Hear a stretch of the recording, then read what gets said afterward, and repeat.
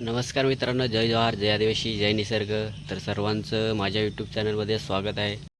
तर मित्रांनो, सर्वांना शुभ सकाळ, गुड मॉर्निंग. तर मित्रांनो, आजच्या व्हिडिओमध्ये आपण काही रानभाज्या पाहणार आहोत, ते तुम्हाला दाखवणार आहे.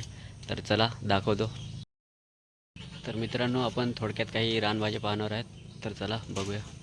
तर हे बघा मित्रांनो, हे जे समोर झाड आहे ते बांबूचे आहे आणि याच्या कोंबांचीही भाजी केली जाते आणि एक चांगली रानभाजी आहे.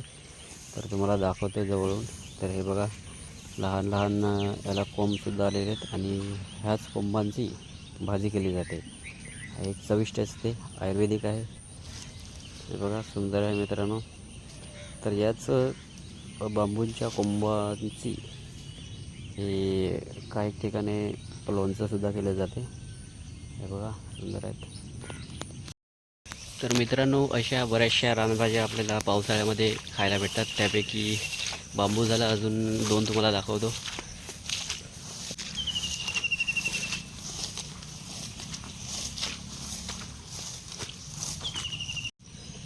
तर मित्रांनो, हे बघा समोर रानआळू आहे आणि हे एक सुंदर रानभाजी आहे.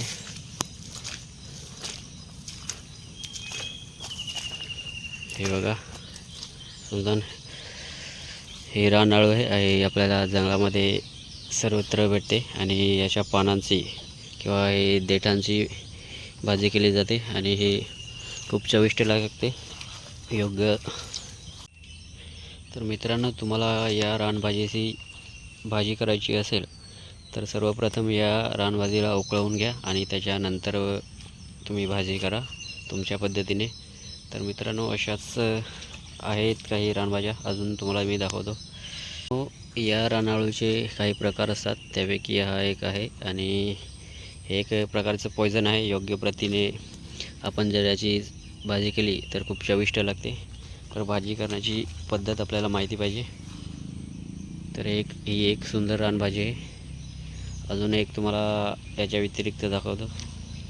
तर मित्रांनो, हे बघा, हे आळू आहे आणि अजून तुम्हाला एक दाखवतो, कंटोळे असे त्याला म्हणतात. तर आहे त्याचं पण झाड आहे इकडे. आपल्या एक वेलवर्गीय वनस्पती आहे आणि ह्या ज्या रानभाज्या आहेत त्या आमच्या ग्रामीण भागामध्ये खूप आयुर्वेदिक मानल्या जातात. तर दाखवतो तुम्हाला एक अजून. तर हे बघा मित्रांनो, हे बघा इकडे करटोळीची वेळ आहे. आम्ही याला आमच्या भाषेमध्ये करटोळ असे म्हणतो. कंटोळ असे याला म्हणतात. तर हे बघा, हे रान आहे आणि काही ठिकाणी अशी शेतीसुद्धा केली जाते, पण हे रानामध्ये भेटतात. हे खूप आयुर्वेदिक आहे आणि याची भाजी ही खूप चविष्ट असते. सुंदर आहेत. हे बघा, इकडे लहान लागलेले आहेत अजून आणि याला पिवळ्या कलरचं फूल येते. हे बघा, सुंदर आहे. तर मित्रांनो, तुम्ही कधी या रानभाजीची भाजी खाल्ली का? नक्की कमेंट्समध्ये सांगा. हे बघा, खूप सुंदर. तर मित्रांनो, अशाच बऱ्याच रानभाज्या ह्या आपल्याला पावसाळ्यामध्ये खायला भेटतात.